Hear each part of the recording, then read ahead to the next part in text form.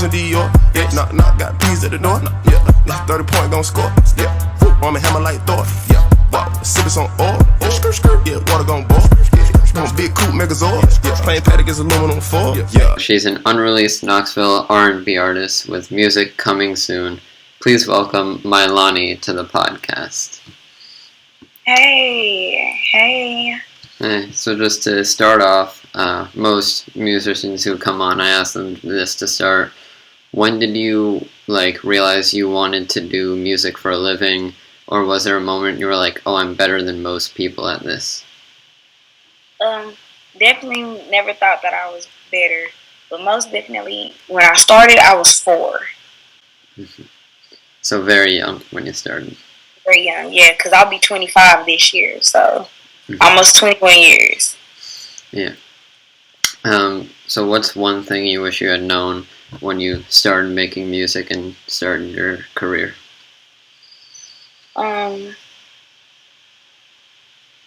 Consistency, being consistent with it, steadily going, pushing and grinding and just being consistent with it.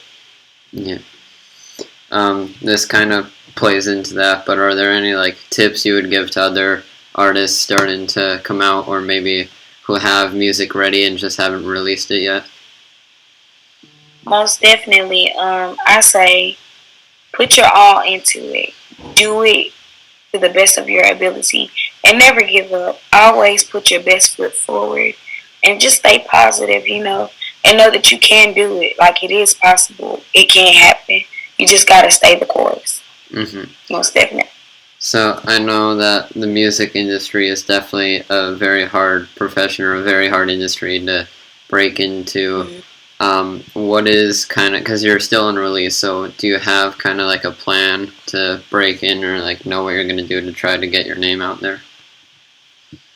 Right now, we're just finishing the project, putting all the love into it, putting all the energy, making sure that I have the right features on there, making sure that my vocals, most definitely, are important, are on there, and then just going from there, releasing it on platforms and just boosting it and sharing it and sending it wherever I need to. Yeah. So it can be another artist or someone you know personally. Who has inspired you the most in life? Honestly, it would have to be my best friend. You guys may know him, but Breon to me, but to everybody else, it'd be 2 Live Bree. But I don't know him as 2 Live Bree. I definitely know him as, I don't know if you remember what his name was when he first came out, Lil Bree. I don't remember that. No. Yeah, or most definitely just Breon. Yeah. So you hear about this with celebrities or other artists. Knowing him so well personally, do you see a difference between 2 Live Bree and Breon? Are they 2 different people? They're two totally different people. But now that we're older and that he's matured and stuff, they're starting to become one and the same. He has definitely done a total 180 from how he was. You know what I'm saying? So it's a beautiful thing to see because he's coming into fruition. Actually, his project is coming out, The Butterfly Effect. Yeah. Love it. So dope. So dope. Yeah, I had him on the podcast and he sent me early drafts of it. I'm definitely excited for it, and it's definitely going to be very good. Yes, most definitely. So his project, dope. He's a dope person, dope artist, just in general, just all around great person. That's been my best friend actually for going on 12 years this year. So you've definitely known him for a while.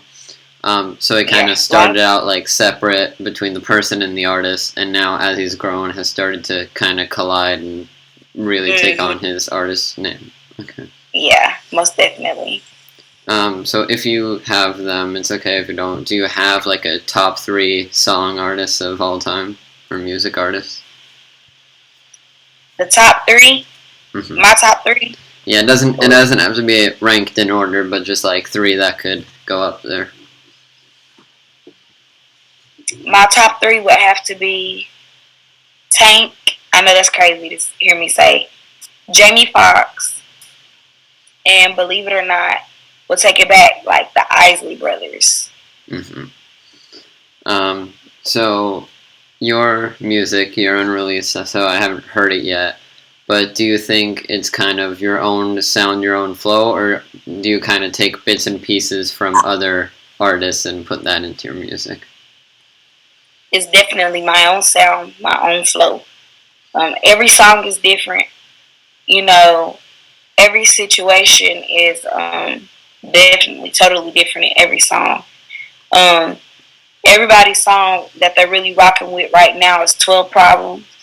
That's actually the one I'm about to release. It should be done mixing and mastering by the end of the week, and we'll drop it. So I'll send that to you. All right. And 12 Problems I wrote, believe it or not, my senior year of high school. And I it's just recorded releasing it. now. And you're just releasing it now, or no?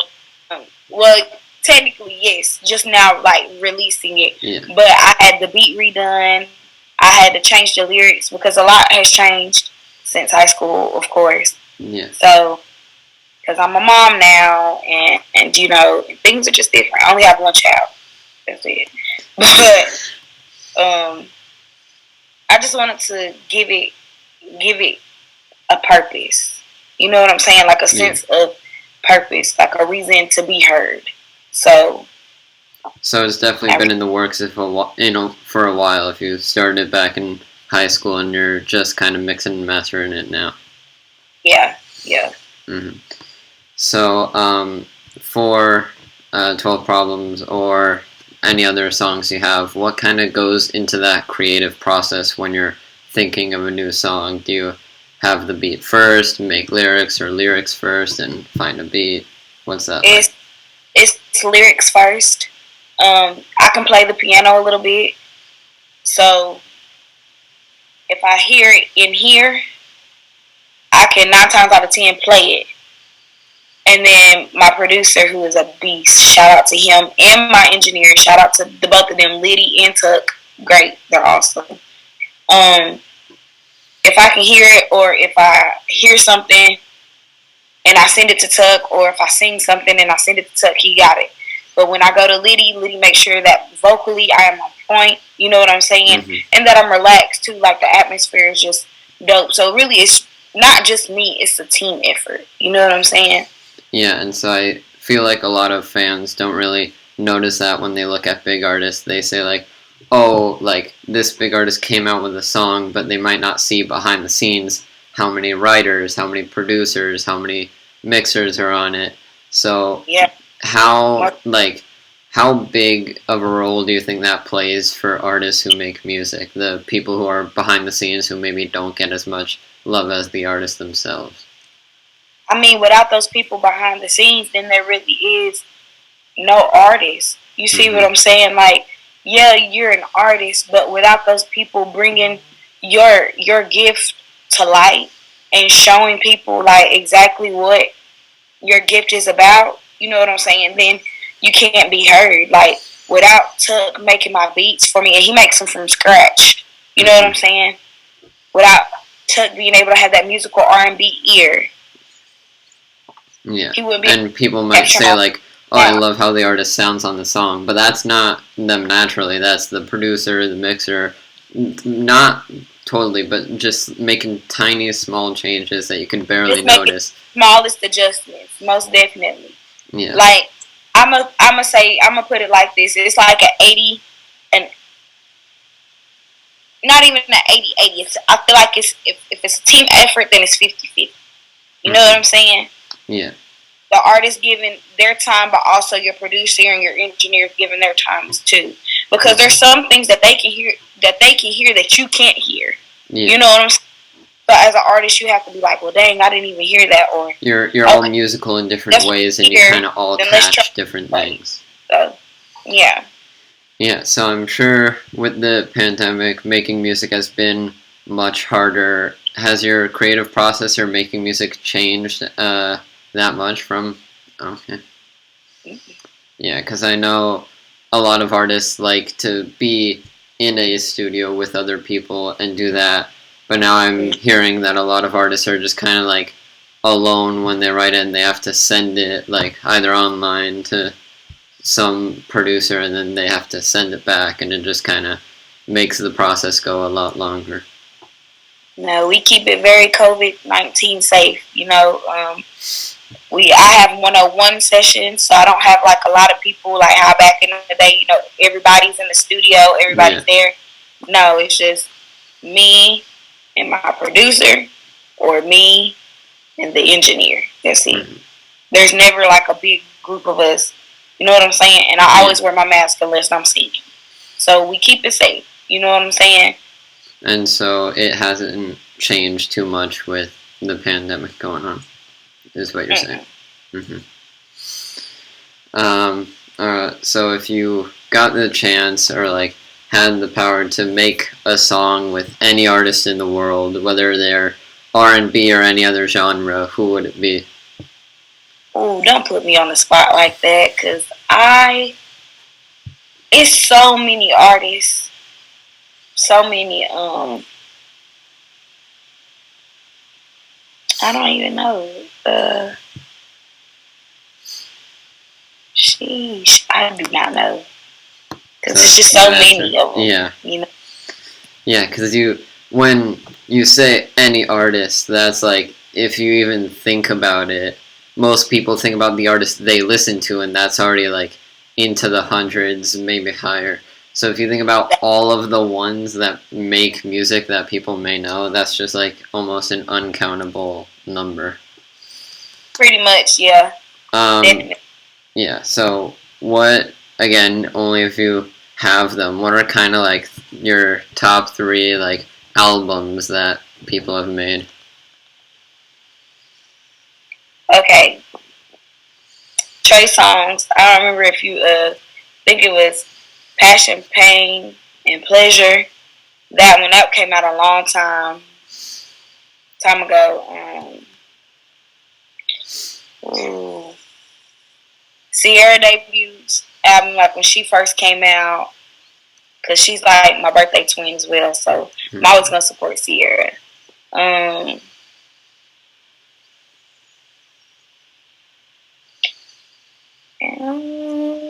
No, because that's a rough third grab, because it's like a lot of them.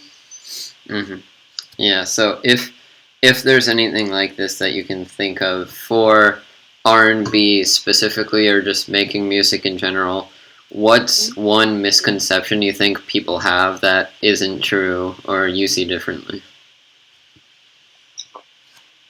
The misconception is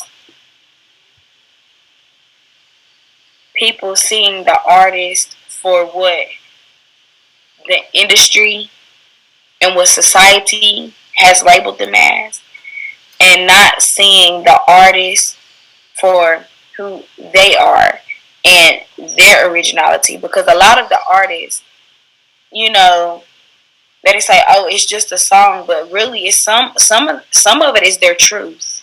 Some of it is their truth. I know 12 Problems is my truth. Break Up to Make Up is my truth. Breathe is my truth. All my songs that I've written, and I wrote them all by myself. Every song that I wrote was my truth, and I had to learn to stand in my truth and be honest, not just with others, but with myself as well. You know what I'm saying? Yeah. So I think people get that misconstrued because they're like, "Oh, that was a nice song," But sometimes it really is not. It's a way for the artist to heal as well. Because sometimes the music isn't even for the fan; it's for the artist. Yeah. So I see myself as kind of like an outsider with most people I might listen to music to, but a lot of people listen to like a good song and they're just like, they feel the beat and they're dancing to that. But a lot of songs I listen to, like listening to the lyrics, they either have a very good like message behind them, or you could find some message behind them. And so it's not always just that, oh, the song sounds great. It might be that the lyrics are actually trying to say something, and people might overlook that if it's kind of like a hype song. So while Yeah. you've been making music, it could be like connections, it could be anything. What is probably like the top couple resources or things you have that have helped you make music or help you like make what you think is the best you can do?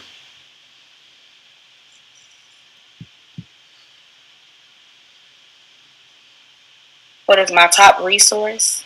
Yeah, like what resources have helped you make music? Hmm.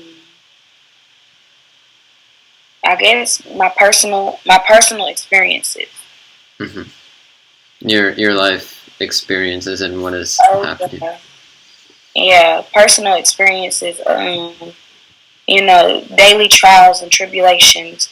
You know, um, and breathe. I always say, some people come, some people go, and if you spin the block, that's how you see. Like it's the same cycle. You know what I'm saying? You know, break up to make up. You fall in love with somebody, y'all break up, y'all make up. It's the same thing. Yeah. You know what I'm saying? So I really think it would have to be my personal experiences, most definitely. So if there has been any moment like this while you've been making music, has there kind of been some big pitfall or some big obstacle that was in your way, and how did you overcome it? 5 years ago, I was doing my music heavily. Like I was about to move back to Nashville and do everything, and Fully, you were ready to put everything you had into music. everything. And the pitfall was my cousin. She died. We were living together, and she died in our apartment. So I'm sorry, I'm trying not to cry. And so it was like my life was evolved like around her, like wanting to be like her. You know what I'm saying? Not knowing like the things that she was wrestling with eternally. You know what I'm saying? So it was very conflicting for me, very hurtful, very confusing. I had stopped talking for like 3 months. I had to go through therapy. I stopped singing. I stopped writing. I stopped doing a lot of stuff. I kind of like gave up on it because, that was my go-to. Her and Breon. Those were my two. That was it. Yeah, sounds like you were very close, and I can't imagine that. I'm very sorry for that. I was only 19, and I'll be 25 this year. So, I've come a long way just with that. And so. So what are kind of your first goals like to do when you start releasing music and people start to hear it? What are your goals that you have for yourself, if any? I just want to make sure that it's related to, I want my fans and I want anyone to be able to listen to my music and be like, hey, I can relate to that, or yo, she's dope, or ooh, I want to work with her. It's all kinds of things because I'm not, messed up with anything. Yeah. So we've been talking about like bigger artists you think are very good, artists you would want to make songs with. Do you see yourself one day getting to some huge artist in the industry? You know what? Believe it or not, and Brianna might kill me for saying this, but I don't want like big time thing. I really want to just be like a ghostwriter. You know what I'm saying? Yeah. But I also want people to know, oh, she's more than a writer. She can sing and she can act. I really want to be in like different compartments. You know what I'm saying? Like acting and writing. And, oh, she can sing a little bit, or you know what I'm saying. You don't want to be seen as doing one thing. You want to show that you have many talents and you can do so many things. Yes, many things. Mm-hmm. So that's all I have for today.